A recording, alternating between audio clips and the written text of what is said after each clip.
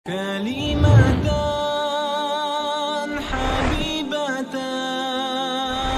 إلى الرحمن.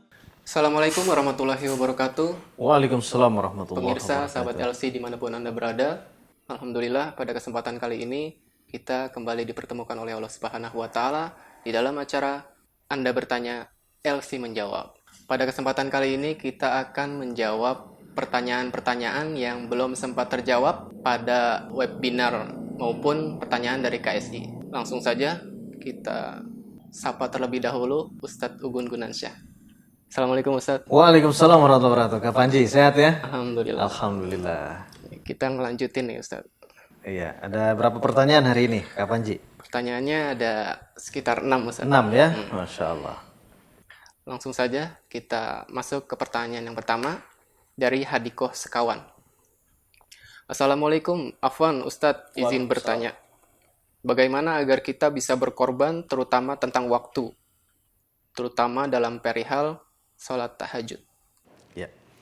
Bismillahirrahmanirrahim. Alhamdulillahirrabbilalamin. Wassalatu wassalamu ala rasulihil karim. Wa ala alihi wa sahbihi ajma'in amma ba'd. Terima kasih Kak Panji, juga sahabat LC yang dimuliakan Allah Subhanahu wa Ta'ala. Kita semuanya memang di dalam ibadah-ibadah, ya ketaatan-ketaatan kepada Allah Subhanahu wa Ta'ala, ya kita kurang. Kalau kita mau hitung-hitungan, jadi dalam satu hari ini dari pagi ya sampai malam, kira-kira lebih banyak taatnya atau lebih banyak maksiatnya? Pasti lebih banyak maksiatnya. Ya, kepada siapa? Kepada Allah Subhanahu wa Ta'ala. Sehingga di sini ya bagi seorang hamba, ya bagi orang-orang yang beriman, ini tidak boleh lepas yang namanya al-isti'anah billah. Minta pertolongan kepada siapa?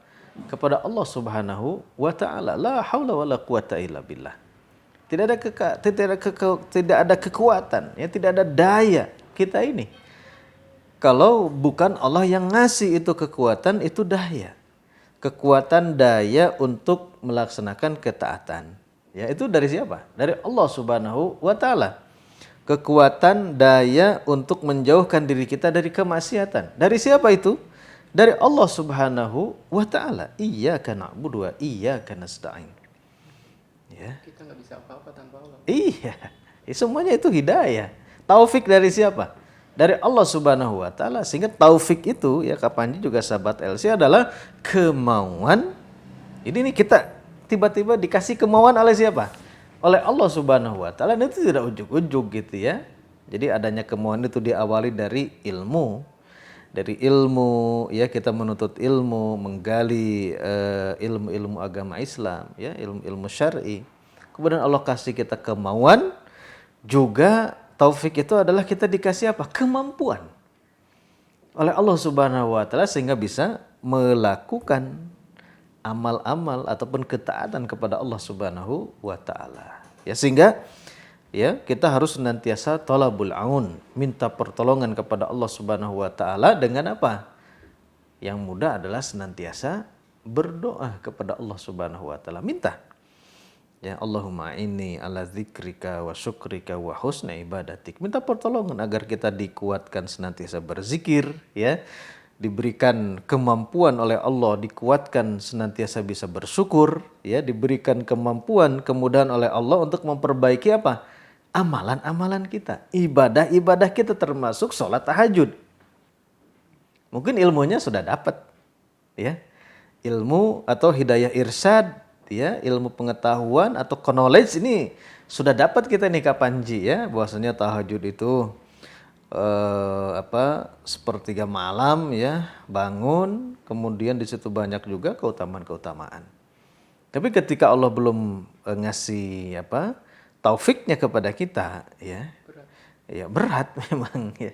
Jadi ilmu hanya sekedar pengetahuan saja, wawasan saja, ya, akan tetapi actionnya kita membutuhkan yang namanya hidayah taufik dari Allah Subhanahu wa Ta'ala, sehingga minta terus, sehingga penunjang yang lain, ya, agar kita bisa melaksanakan sholat tahajud, ya kita juga harus mempelajari tentang keutamaan-keutamaannya.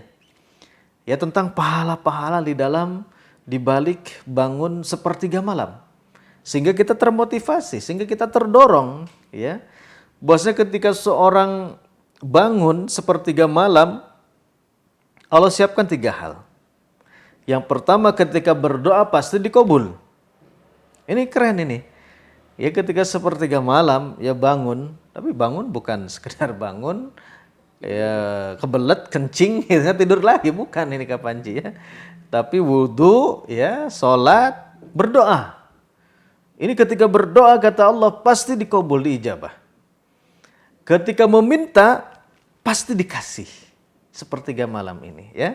Dan ketika minta ampun pasti diampuni semua segala dosa-dosanya oleh siapa? Oleh Allah Subhanahu. Iya, dosa besar yaitu harus taubat, ya taubatan nasuha, ya. Taubatan nasuha, ya ketika setelah di sepertiga malam kita taubatan nasuha. Diampuni ya semua dosa-dosa kita. Jadi harus dipelajari ya tentang keutamaan-keutamaan besarnya pahala, terus fasilitas yang Allah siapkan ketika di sepertiga malam itu Kapanji. Selain itu dilatih tentunya ya, harus dilatih ya. Jadi kebiasaan-kebiasaan beramal soleh ini memang harus dilatih ya. Jadi latihannya secara bertingkat ya. Ketika misalkan kita belum terbiasa melaksanakan qiyamul lail ya, ketika mau melatihnya ya, mungkin barangkali awalnya ya kita bangun 15 menit sebelum azan subuh ya. 15 menit sebelum azan subuh ambil air wudhu, mungkin cuma dapat 3 rakaat misalkan ya, witir ya nggak apa-apa. Karena latihan, terus latih. 15 menit sebelum subuh itu dilatih. Ya sebelum datangnya waktu azan subuh.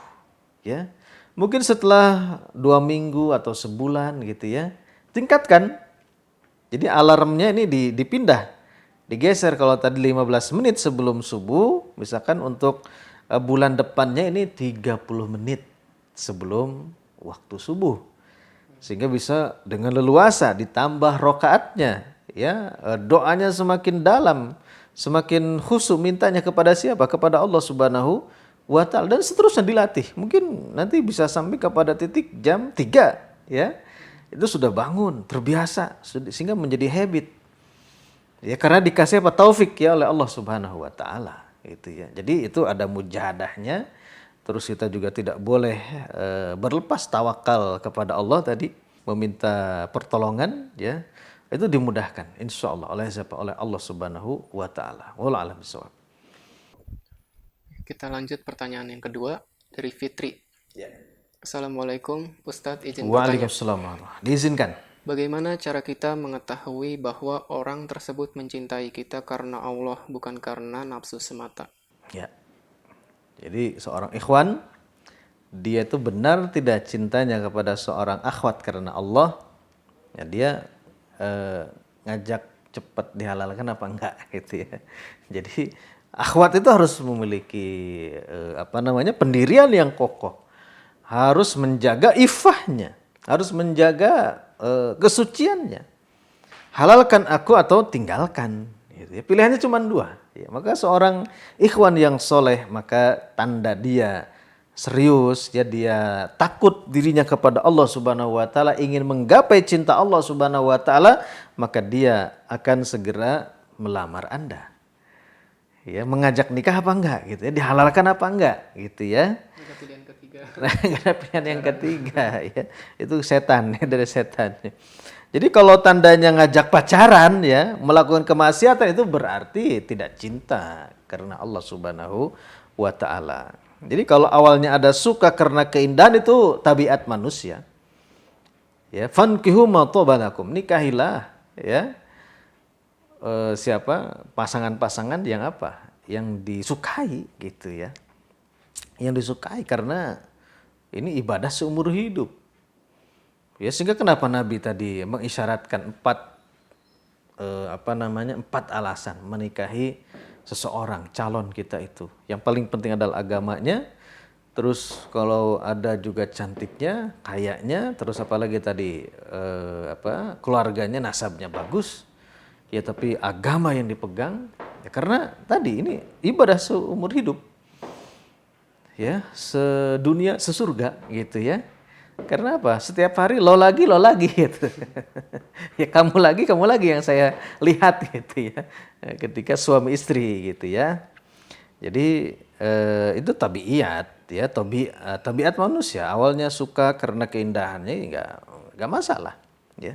Nah, tadi kembali ke rumus ya, menikah dengan calon yang bagus agamanya. Insya Allah akhlaknya bagus ketika agamanya bagus ya. Kemudian luruskan niat. Ya, luruskan niat untuk melaksanakan perintah dari siapa? Dari Allah Subhanahu wa taala, fankihu, ya nikahilah. Atau wankihul ayam, ya kata Allah Subhanahu wa taala dalam ayat yang lain. Nikahilah. Nikahkanlah. Ya, orang-orang yang sendirian di antara kalian, ya. Untuk apa? Niatkan menjaga kesucian diri. Ya, di tengah sekarang gempuran gaya hidup yang menggerus ya, mengajak wanita, mengajak para laki-laki untuk tidak menjaga kehormatan mereka masing-masing. Ya, free sex, yang lain-lain gitu ya. Nauzubillah min zalik. Bahkan di sebuah kota, anak-anak SMP-nya ini sudah tidak perawan lagi, ya. Anak SMP putri di sebuah kota, ya, ini sudah berapa persen ya, 76, lebih dari 70% sudah tidak perawan lagi. Nauzubillah. Ini SMP. Ya. Ini bagaimana nanti generasi yang kita harapkan lebih baik di masa yang akan datang. Sehingga maqasidus syariah, Allah Subhanahu wa taala menurunkan syariat Islam ini untuk kemaslahatan, ini untuk keamanan, dan ini untuk apa? Memberikan manfaat. Dia mencegah segala sesuatu yang apa? Yang memudaratkan. Salah satunya adalah menjaga nasab-nasab, menjaga keturunan dengan diturunkannya syariat menikah. Ya, sehingga kenapa zina itu dosanya sangat besar? Karena nikah dimudahkan. Ya, oleh Allah Subhanahu wa taala. Ketika sesuatu yang dimudahkan tiba-tiba memilih jalan yang haram, ini dosanya ya digendir ya, disiksanya besar oleh siapa? Oleh Allah Subhanahu wa taala. Nikah mudah. Ya, sehingga ketika ada perzinahan itu dosanya kenapa besar? Zina, karena nikah mudah. Wallahu a'lam bishawab. Demikian Kak Panji. Kita lanjut ke pertanyaan yang keempat dari Andri Fipri. Maaf Ustadz, saya sudah menikah lama. Namun kehidupan saya masih dibayang-bayangi mantannya, pasangan saya. Kadang masih suka chat dan bertemu. Kemudian apa tindakan yang harus saya lakukan Ustadz? Ya. Sahabat LC yang dimuliakan Allah Subhanahu wa taala, sebagai seorang suami ya atau sebagai seorang istri ini wajib mencegah kemungkaran tersebut. Karena di situ sudah kita lihat ada kemungkaran. Ya, man ra'a minkum munkaran falyughayyir biyadihi. Wa illam yastati fa bilisani. Juga kalau misalkan belum kuat dengan tangan, dengan lisan, maka diingkari ya dengan qalbu, dengan hati. Karena ini adalah keharaman. Ini adalah pelanggaran syariat Allah Subhanahu wa taala. Sudah ada pasangan halal, dia masih memikirkan pasangan-pasangan yang haram. Nah, kalau seorang suami ya ini membiarkan katakanlah istrinya seperti itu, masih chatting dengan siapa? Dengan mantan, ya, terus masih juga hangout dengan mantan itu ya, masih kopdar dengan mantannya. Kalau suaminya dia membiarkan, maka suami ini termasuk adalah dalam syariat sebagai suami yang dayuth. Ini suami dayuth ini, cuek, membiarkan kemungkaran terjadi ya di dalam keluarganya. Dan dosa dayus ini dosa yang mengerikan sekali. Ya, dalam sebuah hadis Nabi SAW menyatakan bahwasanya dayus itu ya suami tadi yang cuek, membiarkan kemungkaran terjadi pada keluarganya, jangankan masuk surga, wangi surganya saja ini diharamkan. Meskipun wanginya Ya, tercium. tercium dengan jarak berapa? Lama perjalanan ya 700 jauhnya perjalanan ya. Ini luar biasa ya. Jadi jangankan masuk surganya ya, ini mencium wanginya saja diharamkan oleh siapa? Oleh Allah Subhanahu wa taala. Sehingga didik istrinya ya. bekali ilmu agama, ya, rajin diajak kemana, ke majelis taklim, ya, ke pengajian, suruh bertaubat kepada siapa, kepada Allah Subhanahu Wa Taala. Dan kalau tidak mau misalkan, ya, sang istri tadi dikasih nasihat, ya, sudah terus sering diingatkan, ya, suami sesuai dengan syariat, ya, ceraikan saja, begitu, ya. Wallahu a'lam bishawab. Kita lanjut ke pertanyaan yang kelima. Dari Sundari di Sampang, bagaimanakah cinta yang hakiki dan bagaimana cara mendapatkan cinta yang hakiki tersebut, Ustadz? Ya, sahabat Elsi yang dimuliakan Allah Subhanahu Wa Taala, Kapanji, ya, cinta hakiki seorang hamba itu adalah kepada Allah Subhanahu Wa Taala dan kepada Rasulnya. Ya, diikuti dengan apa? Dengan melaksanakan perintah-perintahnya, ya, menjauhi larangan-larangannya, ya, membela syiar-syiarnya, ya, mengajak sebanyak-banyaknya manusia untuk mencintai siapa? Allah dan Rasulnya. Nah, itu cara mendapatkan cinta yang hakiki, ya, dari siapa? Dari Allah Subhanahu Wa Taala. Jadi cinta kepada Allah, cinta kepada Rasulnya ini harus di atas segala-galanya. Sehingga firman Allah Subhanahu Wa Taala dalam Quran surat At-Taubah ayat 24, "Qul in kana aba'ukum wa abana'ukum wa ikhwanukum, ya, wa azwajukum wa ashiratukum wa amwalun iqtarafuha wa tijaratun takhsawna kasadaha wa masakinu taradawnaha ya ahabba ilaikum minallahi wa rasuli wa jihadin fi sabilih fatarabbasu hatta ya'tiyallahu bi amri." Ya, katakanlah kepada mereka jika bapak-bapak mereka, ya, kemudian anak-anak mereka, ya, keluarga-keluarga mereka, pasangan-pasangan mereka, ya, kemudian saudara-saudara mereka, keluarganya, harta yang dikhawatirkan, ya, kerugiannya, ya, kemudian perniagaan, tempat tinggal, ya, itu semuanya lebih dicintai daripada Allah, Rasul dan jihad di jalannya, maka tunggulah, ya, tunggulah azab dari siapa? Dari Allah Subhanahu Wa Taala. Jadi memang kecintaan seorang mukmin itu adalah innalladzina amanu asyaddu hubbalillah. Ya, kecintaan seorang beriman itu kecintaan yang paling besarnya kepada Allah dan Rasulnya. Ya. Jadi banyak sekali, ya, yang lain cara-cara kita mendapatkan cinta dari siapa? Dari Allah Subhanahu Wa Taala. Kemudian yang berikutnya adalah dengan senantiasa membaca Al-Quran, ya, mentadaburi Al-Quran, disertai dengan memahami makna dan maksud-maksud dari setiap ayat. Ini mengundang apa? Mengundang kecintaan dari siapa? Dari Allah Subhanahu Wa Taala.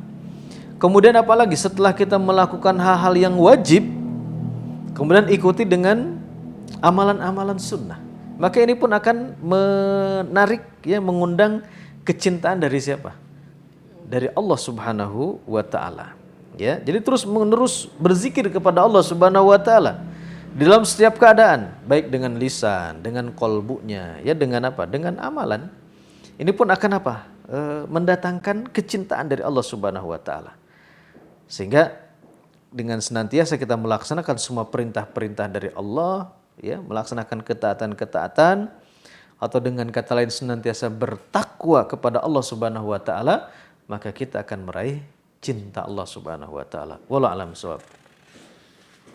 Kita lanjut ke pertanyaan ke-6 dari Dewi MR. Ustadz, boleh nggak cinta dunia demi akhirat? Saking cintanya dunia, hartanya dititip-titipkan di masjid, panti asuhan, fakir miskin, dan lain-lain, biar kelak bisa jadi syafaat bagi kita di akhirat kelak. Ya. Kapanji juga sahabat Elsin dimuliakan Allah Subhanahu Wa Taala. Ad-dunya mazru'atul akhirah. Ya, dunia itu adalah tempat bercocok tanam amal-amal, ya, amal-amal soleh, amal-amal ketaatan kepada Allah Subhanahu Wa Taala. Dan kita harus sadar, karena memang kita ini di dunia tak ubahnya hanya seorang musafir, ya, harus banyak mengumpulkan bekal untuk dibawa ke negeri akhirat, ya, tempat kepulangan kita, ya, kemana? Ke jannah, ya, ke surga Allah Subhanahu Wa Taala. Jadi di dalam Islam ini tidak dilarang seorang hamba menjadi orang yang kaya, terlebih kekayaannya untuk ibadah kepada siapa? kepada Allah Subhanahu wa taala untuk banyak tadi membiayai amal-amal dakwah, ya banyak bersedekah ya kepada fakir miskin, ya membangun masjid, ya kemudian